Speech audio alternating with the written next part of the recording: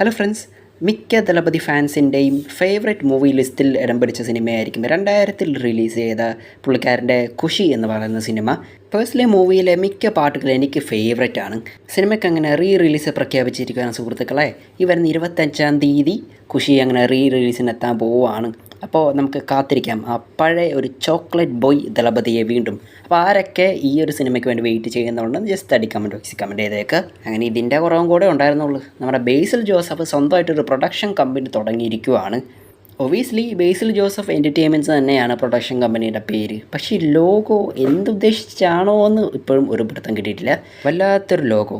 ഇപ്പോൾ പുള്ളിക്കാരനെ the boy next door എന്ന പേരിലൊക്കെയാണ് വിശേഷിപ്പിക്കുന്നത്. പക്ഷേ മുന്നൊക്കെ നമ്മുടെ ദിലീപേട്ടനുമായിട്ട് കമ്പയർ ചെയ്യാനൊക്കെ നോക്കിയായിരുന്നു. പക്ഷേ അതെന്തായാലും ഒരിക്കലും നടക്കത്തില്ല മക്കളെ. പുള്ളിക്കാരൻ്റെ ലെവൽ വേറെയാ. കുറേ പേര് എൻ്റെ അടുത്ത് പേഴ്സണലി ചോദിച്ചിട്ടുണ്ടായിരുന്നു, ബ്രോ സുമതി വളം എപ്പോഴാണ് ഇറങ്ങുന്നതെന്ന്. ഇപ്പോൾ കുറേ ഫേക്കായിട്ടുള്ള ലിങ്കൊക്കെ ടെലിഗ്രാം പോലത്തെ പ്ലാറ്റ്ഫോമിലൊക്കെ വരുന്നുണ്ട്. ഒന്ന് ചാടി കയറിയേക്കല്ലേ. സുമതി വളം ഇത്ര നാളായിട്ടും പോയിട്ട് റിലീസ് വന്നിട്ടില്ല. ഇപ്പോൾ അത് മേടിച്ചിരിക്കുവാണ്. ZEE5 ആണ് സിനിമയുടെ ഡിജിറ്റൽ റൈറ്റ്സ് എല്ലാം മേടിച്ചിരിക്കുന്നത്. ഉടൻ തന്നെ ഫോൺ വരുന്നതായിരിക്കും. അനുഷ്ക ഷെട്ടിയുടെ ബ്ലോക്ക് ബസ്റ്റർ ഹൊറർ ഫാൻറ്റസി സിനിമയായിരുന്നു 2009-ൽ റിലീസ് ചെയ്ത അരുന്ധതി എന്ന് പറയുന്ന സിനിമ. അന്ന് സിനിമ ഇറങ്ങിയപ്പോൾ എല്ലാവർക്കും തന്നെ മനസ്സിലായി അനുഷ്ക ഷെട്ടി എന്ന് പറയുന്ന ആക്ട്രസിൻ്റെ ആ ഒരു ലെവൽ ഓഫ് പെർഫോമൻസ് എങ്ങനെയായിരിക്കുമെന്ന്. അന്ന് വലിയ റൂമറൊക്കെ തന്നെയായിരുന്നു സിനിമയ്ക്ക് ഒരു 2ാം ഭാഗം വരുമെന്ന്. പക്ഷേ ഇത് ഒരിക്കലും അങ്ങനെ നടക്കാൻ പോകുന്നില്ല.